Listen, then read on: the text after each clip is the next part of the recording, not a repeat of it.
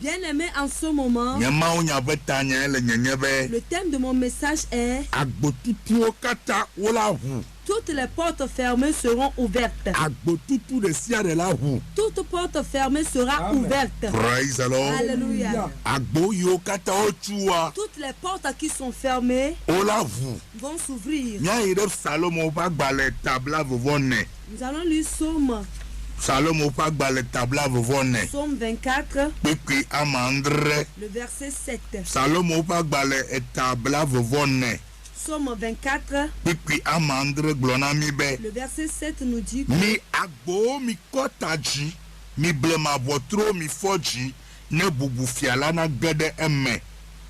porte, élevez-vous, porte éternelle, que le roi de gloire fasse son entrée. Qui est le roi de gloire? L'Éternel fort et puissant, l'Éternel puissant.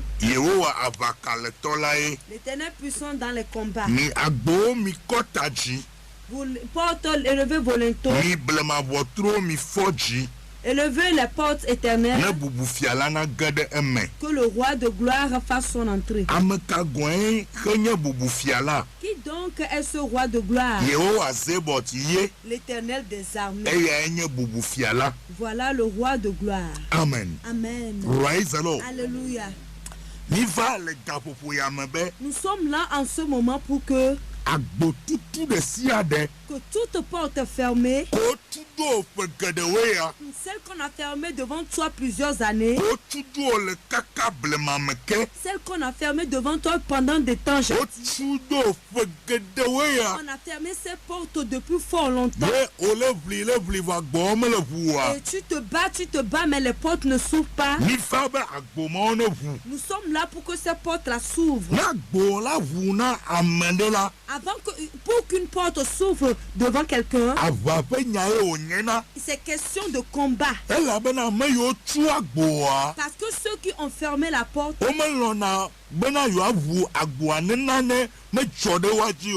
n'aiment pas ouvrir la porte si rien ne leur arrive.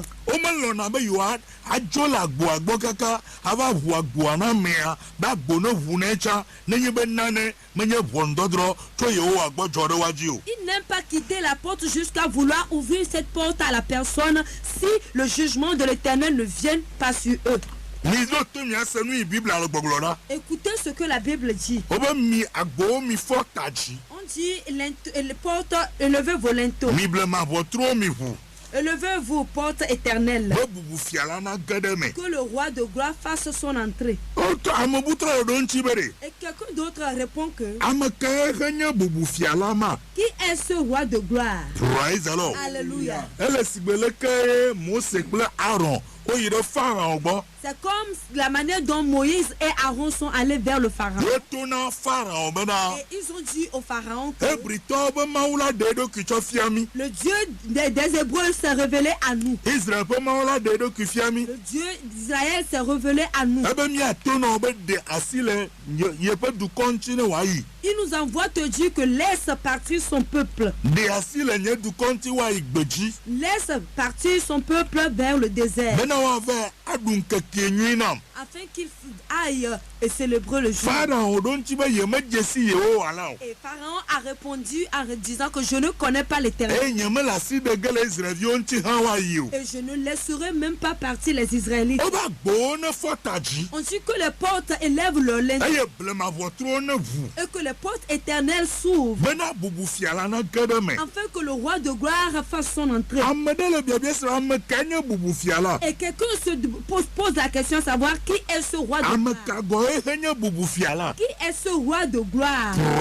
Alléluia. Ça prouve qu'il y a de la force ou du combat. Et ça prouve qu'il y a du combat là-bas. Qui ne cherchent pas ou bien ils ne veulent pas que les portes. Ils ne veulent pas que les portes éternelles lèvent leur linteau. Ils ne ne veulent pas que les portes s'ouvrent. Praise the Lord. Alléluia. Mais comme c'est l'Éternel et des armées qui est devant la porte, comme c'est le Tout-Puissant qui est devant la porte, qu'ils le veulent ou pas, la porte va s'ouvrir. Qu'ils le veulent ou pas, la porte va s'ouvrir. On dit, qui est ce roi de gloire? L'Éternel le fort et puissant. L'Éternel tout-puissant. Et il continue par ordonner les portes. Que porte élevez vos linteaux. Élevez les portes éternelles. Que le roi de gloire fasse son entrée. Il est temps pour un enfant de Dieu que les portes éternelles élèvent le linteau. Que les portes éternelles s'ouvrent. Que les portes éternelles élèvent le linteau. Afin que la gloire de Dieu se révèle sur toi. Afin que le plan de Dieu sur ta vie puisse s'accomplir. Afin que l'Éternel élève ses mains dans ta vie. Les méchants ferment les portes devant les gens. Afin de pouvoir bloquer la personne sur place. Pouvoir bloquer la personne pour que la personne reste sur place. Ils le font avec l'intention que ils le feront jusqu'à ce que le plan que Dieu a pour cette personne, que ce plan-là ne se réalise jamais. Afin que cette personne soit dans la souffrance. Que la personne soit dans une grande souffrance. Qu'il soit dans une grande amertume. Qu'il reste sur place.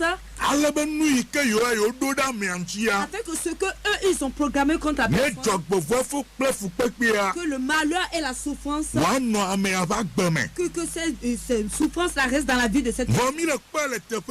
Mais nous voyons ici que le Dieu qui a créé les cieux et la terre, lui aussi il s'est dit que les portes vont s'ouvrir à coup sûr. Il s'est dit que ces portes là doivent s'ouvrir. Il faudrait que ces portes s'ouvrent. Alléluia. Je ne sais pas là où tu es à m'écouter en ce moment. Je ne sais pas si tu m'écoutes et que tu crois en ce que je suis en train de dire. Si tu crois en ce que je suis en train de dire, j'aimerais te dire que les portes qui ne s'ouvrent pas vont s'ouvrir. Toute porte fermée va s'ouvrir. Jésus-Christ a dit que c'est lui qui ouvre.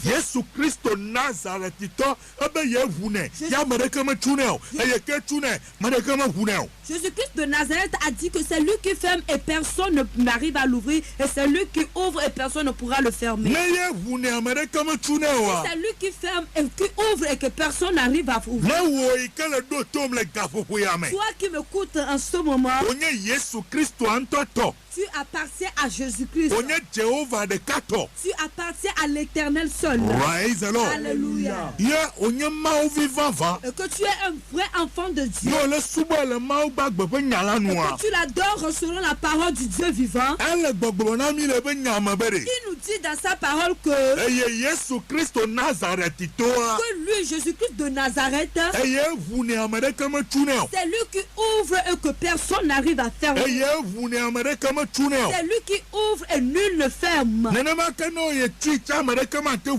c'est ainsi que s'il ferme, personne ne pourra ouvrir. Ça prouve qu'il a la puissance, il domine les portes. Il a la puissance sur les portes. Il a la puissance sur les portes. Il a la puissance sur les portes éternelles. Les portes éternelles. Il les domine. Ce ne sont pas ces portes qu'il domine. Et il suffit seulement que tu lui appartiennes. Et il suffit que tu saches comment on l'adore. Que tu saches comment on prie. Que tu saches comment on persévère. Et que tu aies aussi la foi. Toute porte qui est une porte éternelle, la porte des sorciers, la porte des sirènes, la porte des enchanteurs, qui sont fermés devant ta vie, ils sont fermés devant ton âme, ils sont fermés devant ton esprit, ils ont fermé devant ton être. Ils ont fermé ces portes pour que tu tournes sur place. Et que tu ne puisses pas comprendre la vie. Je suis là pour te dire Jésus-Christ qui ouvre et que personne ne ferme. Il vient chez toi là-bas. Alléluia. Il entre chez toi. Il entre chez toi. Afin que toute porte qui est fermée en ce moment, elles vont s'ouvrir. Je dis, elles s'ouvriront. Elles s'ouvriront. Elles s'ouvriront. Elles vont s'ouvrir. Elles vont s'ouvrir. Quel que soit le cadenas avec lequel on a bloqué la porte, quelle que soit la clé qu'on a pris pour fermer la porte, quelle que soit la manière dont ils ont attaché la porte, Dieu nous dit que c'est Jésus-Christ qui ouvre et plus personne ne pourra fermer. Il n'y a personne pour fermer. Si Jésus-Christ dit oui, qui dira non? C'est pour cela en ce moment, toute porte qui est fermée devant ta vie, nous sommes là au nom du Seigneur Jésus-Christ. Nous sommes là au nom du Seigneur Jésus-Christ de Nazareth, afin que cette porte-là s'ouvre. Au nom du Seigneur Jésus-Christ. Si tu le crois, ça va s'accomplir. Alléluia. Si tu le crois, ça va s'accomplir. Je dis, si tu crois sur cette parole, ça va s'accomplir. Si tu crois en cette parole, ça va s'accomplir. Si tu crois en la parole, elle s'accomplira. Dieu va intervenir. Jésus-Christ va intervenir. Ouvrir les portes fermées. Enlever ces portes. Enlever ces portes. Enlever les verrous. Enlever les cadenas. Enlever les clés. Et briser la porte en deux. Anéantir, détruire la porte. Afin que ces portes s'ouvrent. Afin que le plan de Dieu sur ta vie puisse s'accomplir. Notre Dieu a cette puissance. Et il est prêt pour le faire. Il est prêt pour le faire à quelqu'un. Il est prêt pour donner la victoire à quelqu'un. Il est prêt pour donner la victoire à l'un de ses enfants. Son enfant qu'il adore en esprit et en vérité. Son enfant qui marche selon sa parole. Son enfant qui met en pratique sa parole. Alléluia. Amen. Il est prêt en ce moment pour intervenir pour cet enfant. Pour enlever la honte pour cet enfant. Pour faire des projets dans la vie de cet enfant. Enlever les portes. Détruire les portes. Anéantir les portes. Briser les portes. Les détruire. Au nom du Seigneur Jésus-Christ. Alléluia. Alléluia. Alléluia. Antema welo apeto Yeswe antema baba antema welo apeto Yeswe oh antema wela antema welo apeto Yeswe baba antema wela apeto Yeswe baba antema welo apeto Yeswe oh antema wela bela Yeswe oh antema wela apeto Yeswe antema wela apeto Yeswe mi agbo mi fotaji les portes élevées volento. Mi le desena gbo le gapopo yame. Nous ordonnons aux portes en ce moment. Alléluia. Amen. Mi le desena gbo si agbo. Nous ordonnons à toute porte. est fermé dans ta vie. Au nom du Seigneur Jésus-Christ. Et qu'elle élève leur linteau. Les portes qui sont fermées dans ton travail, dans ton commerce. Les portes qui sont fermées devant toi. Et que tu ne comprends absolument rien. Tu as appris un métier mais jamais. Tu as fait les études jusqu'à tu as des diplômes mais rien. Tu as fait ceci, non. Tu as appris ceci, non. Parce que les méchants ont fermé des portes devant toi. Parce que les méchants ont fermé les portes devant toi. Les méchants ont fermé les portes devant toi. Que tu ne pourras pas passer. Mais ils ont menti. Ils ont menti. Dieu le Tout-Puissant dit que il faudrait qu'ils ouvrent les portes.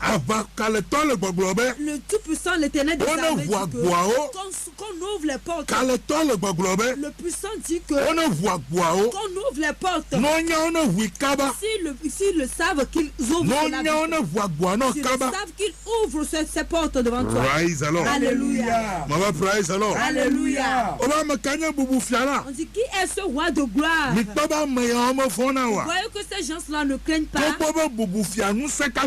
Mais que le roi de gloire, le Tout-Puissant, c'est lui qui dit qu'on ouvre les portes. Eux, ils osent encore demander c'est qui. Quelle que soit la puissance qu'ils ont, quelle que soit l'autorité qu'ils ont, je prie pour toi que ceux qui se disent avoir fermé les portes, que la main puissante de Dieu vienne sur eux. Que la main puissante de Dieu vienne sur eux. Que la main puissante de l'Éternel vienne sur eux. Que la main du Seigneur Jésus-Christ vienne sur eux. Tous ceux qui se disent avoir fermé les portes, ceux qui disent qu'ils ont fermé les portes, que la main de Dieu vienne sur eux. Que la main puissante de Dieu vienne sur eux. Et qu'il ouvre et détruise ces portes dans ta vie. Enlève ces portes dans ta vie. Détruise ces portes dans ta vie. Au nom du Seigneur Jésus-Christ. Vous les portes, élevez vos linteaux. Les portes éternelles ouvrez. Afin que le roi de gloire fasse son entrée. Il est temps que le roi de gloire veut faire son entrée. Il est temps que le roi d'Israël veut faire des prodiges. Il est temps pour que le roi d'Israël veut faire quelque chose dans ta vie. Il est temps que le Seigneur Jésus-Christ veut glorifier son nom dans ta vie. Il est temps que Jésus-Christ veut t'enlever dans une position et t'amener dans une autre position. Mais ils disent qu'ils ont fermé les portes. Mais ils ont menti. Qu'ils le veulent et qu'ils acceptent ou pas, le roi de gloire fera son entrée. Qu'ils le veulent non ou pas, le Dieu d'Israël fera son entrée. Qu'ils le veulent, qu'ils acceptent ou pas, le Tout-Puissant fera son entrée. Il va intervenir pour toi dans l'immédiat. Alléluia. Il va faire son entrée. Il va glorifier son nom. Il s'appelle l'Éternel. Il s'appelle l'Éternel des armées. Il est tellement puissant. En ce moment où tu m'écoutes, que sa puissance commence son travail. Partout où tu te trouves en m'écoutant, que la puissance de l'Éternel commence son travail. Qui commence par briser les choses. Qui commence par détruire les choses. Les choses qui sont assises sur toi. Les choses qui sont assises sur toi. Ceux qui se disent à te dominer. Les choses qui disent qu'ils t'ont dominé. Que la puissance de l'Éternel les détruise en ce moment. Que la puissance de Dieu les brise en ce moment. Au nom du Seigneur Jésus-Christ. Que la puissance de Dieu les détruise en ce moment. Que la puissance de Dieu les anéantisse en ce moment. Que la puissance de Dieu les enlève en ce moment. Que la puissance de Dieu combatte pour toi. Que la puissance de Dieu intervienne pour toi. Que la puissance de Dieu fasse des miracles. Au nom du Seigneur Jésus-Christ. Je ne sais pas quelles sont les portes qu'ils ont fermées. Mais au nom du Seigneur Jésus-Christ, je me tiens dans la puissance et dans l'autorité. Je suis dans la puissance et l'autorité. Je viens vers toi. J'arrache les portes devant toi. J'arrache ces portes devant toi. J'enlève la porte. Au nom du Seigneur Jésus-Christ. J'enlève la porte. J'enlève la porte. Ils ont menti. Eux, ils sont très petits. Ils n'ont pas de puissance pour détruire le plan de Dieu. Ils programment toujours détruire le plan de Dieu. Dieu va les détruire. Amen. Alléluia. S'ils se disent qu'ils sont qu'ils vont détruire le plan de Dieu à cause de ta vie, le Dieu d'Israël va les détruire. S'ils se disent qu'ils ont te faire reculer, qu'ils vont te diminuer, te ramener dans le malheur et t'amener dans la pauvreté, te mettre dans la souffrance, te mettre dans la souffrance. L'Éternel en ce moment et qu'il juge, qu'il venge ta cause, qu'il rentre dans le combat et qu'il venge ta cause, qu'il rentre dans le combat, qu'il venge ta cause, qu'il rentre dans le combat. Alléluia. C'est lui qui a dit à Cyrus, je tiendrai ta main droite. Toi Cyrus, moi l'Éternel, je tiendrai ta main droite. Je briserai les montagnes devant toi. Je vais briser les montagnes devant toi. Je vais détruire les montagnes devant toi. Je vais briser les verrous de fer. Je vais briser les portes devant toi. Afin qu'aucune porte ne soit fermée. On ne va plus fermer une porte devant toi. Car moi l'Éternel des armées, je vais tenir ta main droite. Que je tienne la main droite de quelqu'un. Que Dieu tienne la main droite de quelqu'un. Que l'Éternel des armées, le Tout-Puissant, le Tout-Puissant, qu'il tienne la main droite de quelqu'un. En ce moment, qu'il tienne la main droite de quelqu'un. Tout de suite, partout où tu te trouves, que Dieu tienne ta main droite. Qu'il tienne ta main droite. Et qu'il brise les montagnes devant toi. Qu'il détruise les montagnes devant toi. Qu'il brise les montagnes devant toi. Qu'il anéantisse les montagnes devant toi. Qu'il enlève les montagnes devant toi. Et c'est une personne qui est devenue un montagne. C'est une personne qui se dit être une montagne. En ce moment, que Dieu le détruise spirituellement. Que Dieu le brise spirituellement. C'est une personne qui s'est transformée en montagne et qui se trouve dans ta vie. Qui se tient devant ta route. Que le Dieu d'Israël, celui que nous appelons, celui que nous adorons, celui qui est le Tout-Puissant, qui se lève en ce moment et qui brise cette montagne et qui détruit cette personne spirituellement. Le démon qui se trouve en lui et qui veut détruire ta vie, je le brise en ce moment. Au nom du Seigneur Jésus-Christ. Si tu le crois que cela s'accomplit dans ta vie, je le brise en ce moment. Je le détruis en ce moment. Je l'anéantis. J'utilise l'autorité et la puissance. L'autorité, je le brise. Je la détruis. Cyrus, Dieu lui a fait la promesse qu'il ne va pas le délaisser. Lui-même, il tiendra sa main droite et qu'il va briser les montagnes devant lui. Il va détruire les montagnes. Il va enlever les portes. Il va briser les verrous de fer. Il ne va plus permettre qu'une porte soit fermée encore devant Cyrus. Et le Dieu de Cyrus se lève pour quelqu'un en ce moment. Alléluia. Les méchants ferment les portes. Mais ils ont menti. Là où nous sommes arrivés, Dieu va les juger. Hallelujah. Amen. Dieu va les juger. Le Dieu d'Israël va les juger. Hallelujah. Amen. Praise the Lord. Alléluia. Praise the Lord. Alléluia. Nous allons lire Josué le chapitre 6. Josué le chapitre 6. Josué le chapitre 6. À partir du premier verset. Là, la Bible nous dit que Jéricho était fermé et barricadé devant les enfants d'Israël. Vous voyez, les gens de Jéricho ont fermé.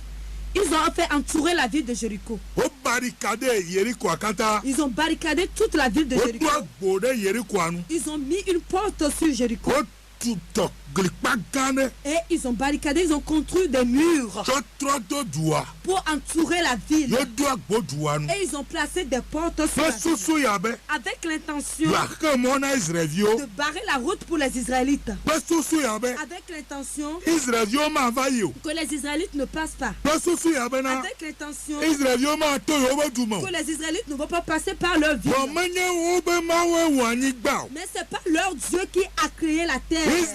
C'est le Dieu des Israélites qui a créé la terre. Le Dieu des gens de Jéricho n'ont pas créé la terre. Mais c'est le Dieu des Israélites qui a créé la terre. Dieu n'a pas dit que Dieu n'a pas dit que les Israélites vont passer par la ville de Jéricho et vont détruire la ville. Dieu n'a pas dit que les Israélites vont passer par Jéricho et Jéricho sera détruite. Mais juste Dieu a pris et je voulais faire passer les Israélites par Jéricho. Et en allant vers Canaan, il a fallu qu'ils passent par la ville de Jéricho. Maintenant, qu'est-ce qui dérange les gens de Jéricho?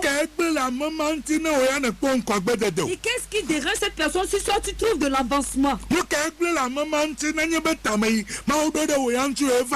qui dérange cette personne si le plan de Dieu dans ta vie s'accomplissait?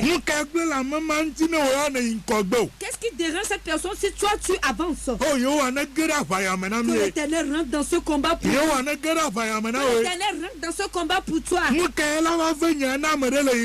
Pourquoi est-ce que moi j'aurais mal si quelqu'un trouve de l'avancement? Qu'est-ce qui me fera mal si quelqu'un a des postes ouvertes? Qu'est-ce qui va me déranger si le plan de Dieu dans la vie de quelqu'un se réalise? Mais comme il y a des méchants et ils ont une mauvaise sorcellerie, ils ont reçu des missions venant de Satan, ils ont reçu des missions venant des sirènes, ils ont reçu des missions venant des serpents, ils ont reçu des missions venant de Lucifer. C'est pour cela qu'ils ne permettront pas que le plan de Dieu sur ta vie s'accomplisse. Ils ne permettront pas que le plan de Dieu sur ta vie s'accomplisse. Donc ils doivent passer par n'importe quel moyen pour fermer la porte, pour détruire ta vie. Détruire ta vie. Mais ils ont menti. Alléluia. Alléluia. Nous fredonnons une chanson. Bekagbeya vule kpoma Satana Bekagbeya vule kpoma Satana Bekagbeya vule kpoma Satana Jehoda Ajehoda lo Satana Jehoda Ajehoda lo Satana Jehoda Bekagbeya vule kpoma Satana Jehoda Bekagbeya vule kpoma Satana Jehoda Bekagbeya vule kpoma Satana Jehoda Bekagbeya vule Satana Jehoda Bekagbeya vule kpoma Satana Jehoda Bekagbeya vule kpoma Satana Jehoda Bekagbeya vule kpoma Satana Jehoda Bekagbeya vule kpoma Satana Jehoda Oh Jehoda lo Satana Jehoda Jehoda lo Satana Jehoda Bekagbeya vule kpoma Satana Agbekagbe ya vole kpoma. Agbekagbe ya vole kpoma. Satana Jehoda. Agbekagbe ya vole kpoma. Agbekagbe ya vole kpoma. Agbekagbe ya vole kpoma. Agbekagbe ya vole kpoma. Satana Jehoda. Agbekagbe ya vole kpoma. Satana Jehoda. Afuma telekpo. Un chien ne peut pas saisir le loup. Praise the Lord. Alléluia. Praise the Lord. Alléluia. Praise the Lord. Alléluia. Praise the Lord. Alléluia. Afumele ya telekpo. Un chien ne peut pas saisir un loup. Et cela ne peut pas arriver. Cela ne peut pas arriver. Praise the Lord. Alléluia. Et les gens de Jéricho ont fait des erreurs. Tes ennemis sont en train de faire des erreurs. Ceux qui se trouvent dans ton problème, tu ne leur as rien fait. Tu ne leur as rien demandé. Tu n'as rien détruit dans leur vie. Et eux, ils veulent détruire quelque chose dans ta vie. Ce qui est que si un méchant ne sait pas faire, Dieu pourra le détruire. C'est que quel vrai pasteur vous avez vu déjà détruire une personne? Nous sommes là pour détruire les choses sur les démons. Alléluia. Si Dieu a appelé quelqu'un et que l'esprit de Dieu est sur cet esprit de Dieu est sur cette personne, toutes ses œuvres sont travaillées pour les gens de la main des démons. Ne va pas détruire des choses sur ces personnes. Oh, hallelujah. Amen. Ça restaure la vie de ces gens. Ses prédications et ses prières délivrent et guérit les gens. Délivre et guérit les gens. Elle ouvre des portes. Elle fait des miracles. Maintenant, homme de Dieu, église de Dieu, que Dieu utilise pour faire ce travail dans la vie de quelqu'un. Pour faire ce travail dans la vie d'un enfant de Dieu. Pour faire ce travail dans la vie d'un homme ou d'une femme. Et maintenant, cet homme ou une femme va se lever pour vouloir détruire cet homme de Dieu. Et puis Dieu va se taire. Dieu va se taire. Dieu est-il injuste? Est-ce que Dieu approuve les mauvaises choses? Est-ce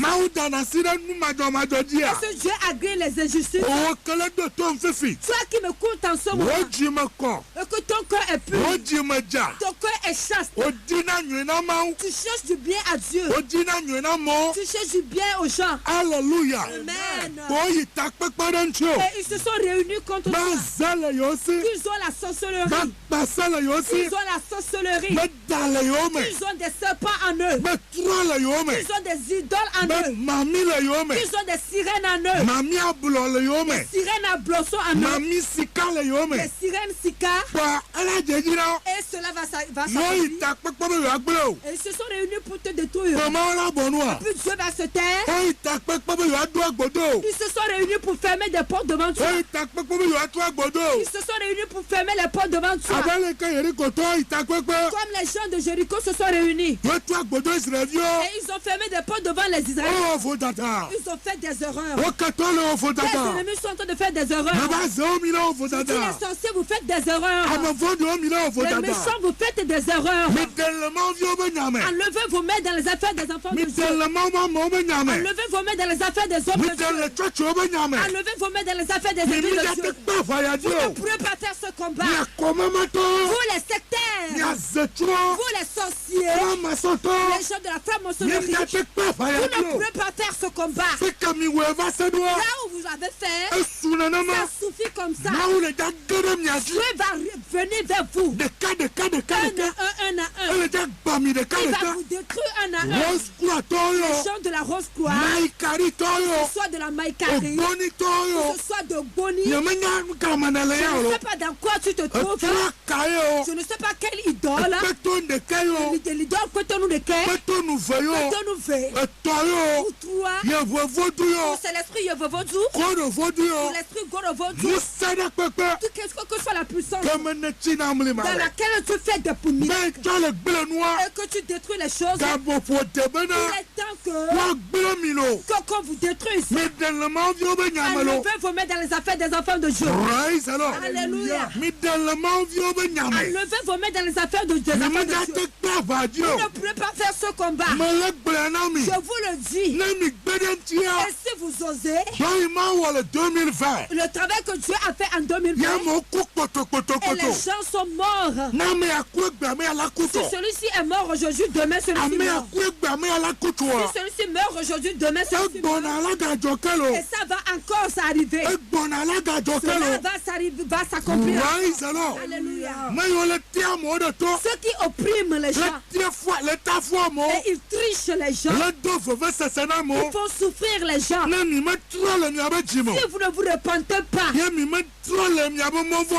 vous repentez pas de vos mauvais chemins, l'Éternel est le fort, le combat, le guerrier, le tout-puissant, il va encore combattre, il va encore ôter la vie des gens, il va encore déraciner les choses, il va encore déraciner les grands arbres, il va encore déraciner les grands arbres, et son vent va encore souffler, son vent va encore souffler, son vent fort va encore souffler, Jésus, son vent va encore souffler pour déraciner les arbres, pour déraciner les montagnes, pour briser et détruire les choses, pour anéantir les choses. Au nom du Seigneur Jésus-Christ. Alléluia. Alléluia. Alléluia.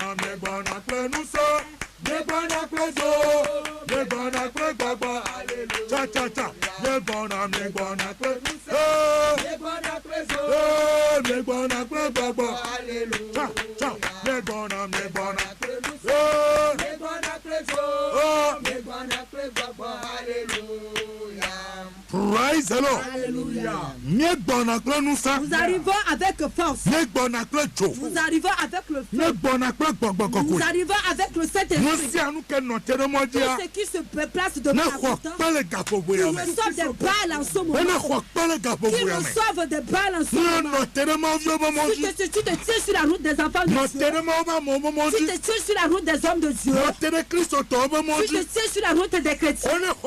Qui reçoivent des balles en ce moment. Recevez des balles en ce moment. Recevez des balles en ce moment. Au nom du Seigneur Jésus-Christ. Afin que les enfants de Dieu sortent de vos mains. Que les enfants de Dieu sortent de vos mains. Que les enfants de Dieu sortent de vos mains. Au nom du Seigneur Jésus-Christ. Les gens de Jéricho ont fait de grandes erreurs. On ne défie pas celui qui a l'esprit de Dieu en lui. Je vais encore le répéter. On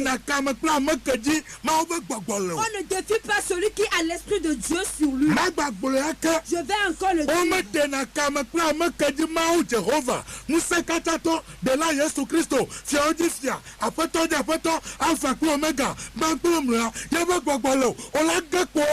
On ne défie pas la personne sur laquelle est l'Esprit de Dieu, le Tout-Puissant, l'Alpha et l'Oméga, le premier et le commencement. On ne le défie jamais. Si tu l'essaies, tu vas échouer.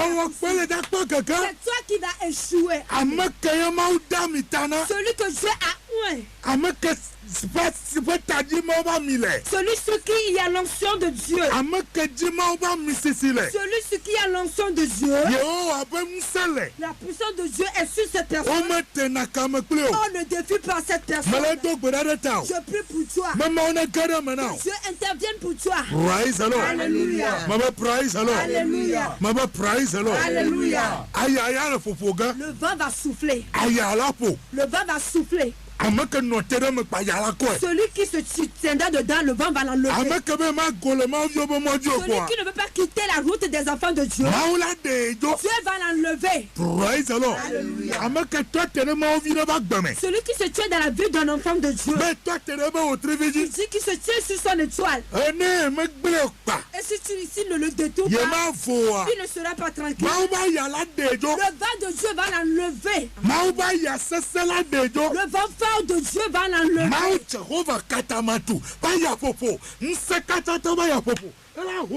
Le vent du Tout-Puissant, le vent de l'Éternel des armées, le Tout-Puissant va l'enlever. Toi qui m'écoutes en ce moment,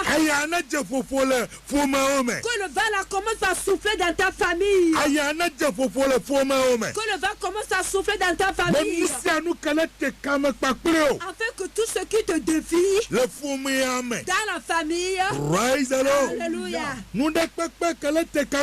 Tout ce qui te défie dans la famille, dans la maison, que le vent l'enlève.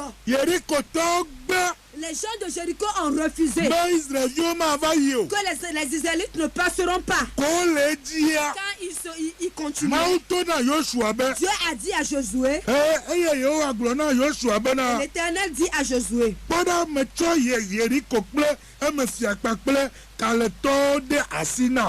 vois, je livre entre tes mains Jéricho et son roi et ses vaillants soldats. Dieu a pris le roi qui se trouve à Jéricho et ses vaillants soldats et toute la ville de Jéricho, et ils voulaient seulement passer d'un côté. Les Israélites vont seulement passer dans la ville, mais les gens de Jéricho ont refusé. Et cela a obligé Dieu à détruire toute la ville. Alléluia. Cela a obligé l'Éternel à démontrer sa puissance. Ce n'est plus la porte qui est détruite, mais toutes les murs sont détruits. Toute la ville est détruite. Toute la ville est détruite. On les a tous tués. On a brûlé la ville. Seul Rahab, elle et les gens de sa maison, qui ont eu de la bonté aux deux espions. Praise the Lord. Alléluia. Et Joshua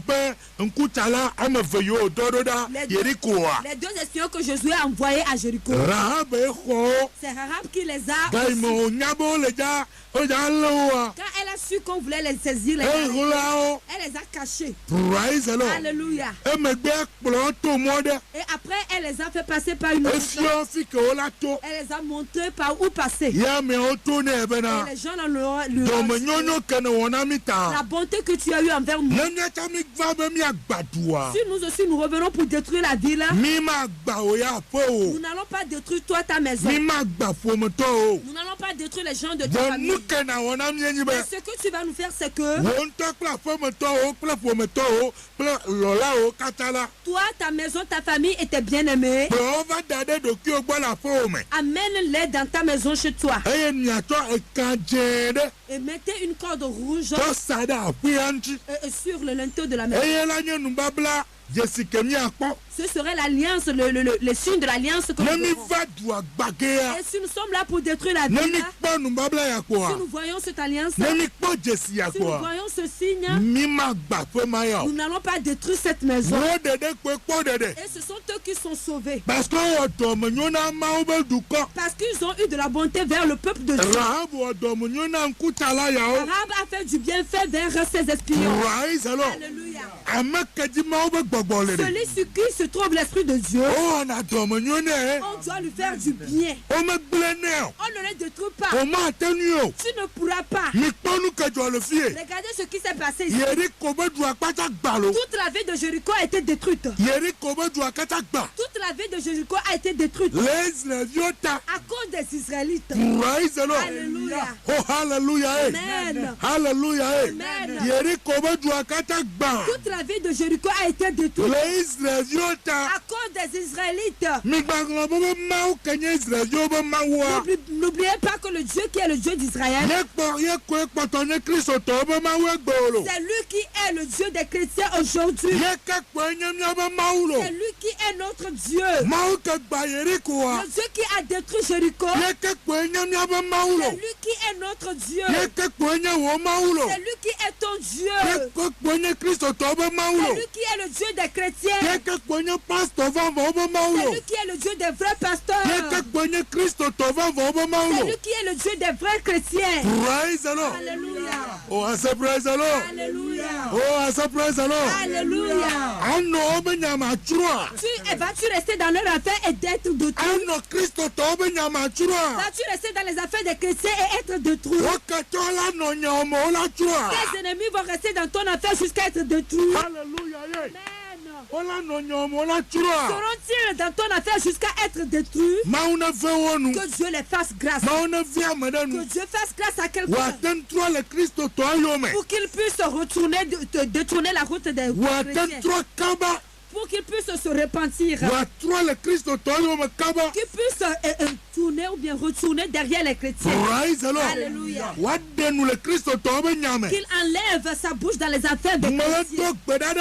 Je prie pour toi. Le Dieu qui a combattu pour les Israélites, qu'il combatte pour toi aussi. Partout où tu te trouves, qu'il te combatte pour toi. Aide-moi à prier. Aide-moi, nous allons prier. Que éternel, tout combat dans lequel je me trouve, rentre dans ce combat. Interviens dans ce combat. Élève ta voix et prie. Rentre dans ce combat. Interviens dans ce combat. Rentre dans ce combat. Interviens dans ce combat.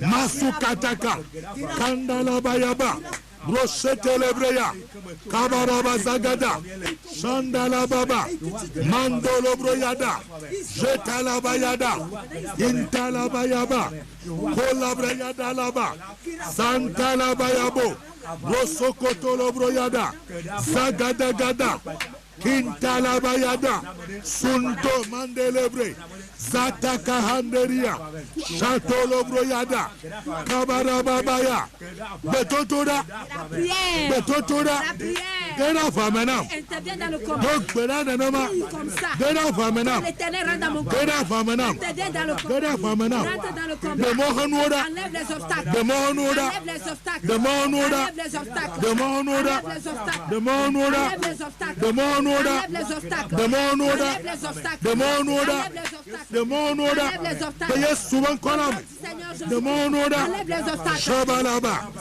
De Mohanouda Enlève les obstacles. De Mohanouda Enlève les obstacles. Mandalabaya De Mohanouda Enlève les obstacles. De Mohanouda Enlève les obstacles. Gena Fame Rentre dans le combat. De Mohanouda Enlève les obstacles. Shiamlima Fais des miracles. Bana Bubuna Yeto Afin que la gloire te revienne. Gena Famena Rentre dans le combat. De Mohanouda Enlève les obstacles. De Mohanouda Enlève les obstacles. Le Yesuban Kolame Seigneur Jésus. De Mohanouda Enlève les obstacles. De Mohanouda Enlève les obstacles. De Mohanouda Enlève les obstacles. Eyo Kata Tous ceux qui Yagoyo Tua sont des portes fermées. Fifi Chan Tout de suite. Fifi Chan En ce moment même. Akono Que ces portes s'ouvrent. Akono Que les portes s'ouvrent. Mama Gono Que les portes s'ouvrent. Mama Gono Que les portes s'ouvrent. Mama Gono Que les portes s'ouvrent. Betotora La prière. Betotora La prière. Betotora La prière. Betotora La prière. Betotora La prière. Betotora La prière. Betotora, Betotora, Betotora, Betotora, Betotora, Betotora, Betotora, Abono, Abono, Abono, Yes, Subankola, Abono, Mama Bono, Mama Bono, Abono, Yes, Christo, Abono, Vuna, Abono, Vuna, Abono, Vuna, Mando Libra, Abono, Mama Bono, Shabalaba, Abono, Abono, Abono, Kabalabalaba, Shandalaba, Kalabayaba, Shobrayada, Zegedege, Kabalaba, Shandalaba, Mandelebre, Shabalaba, Kabalaba, Korabalaba, Samna, Mandolobroyada Laba,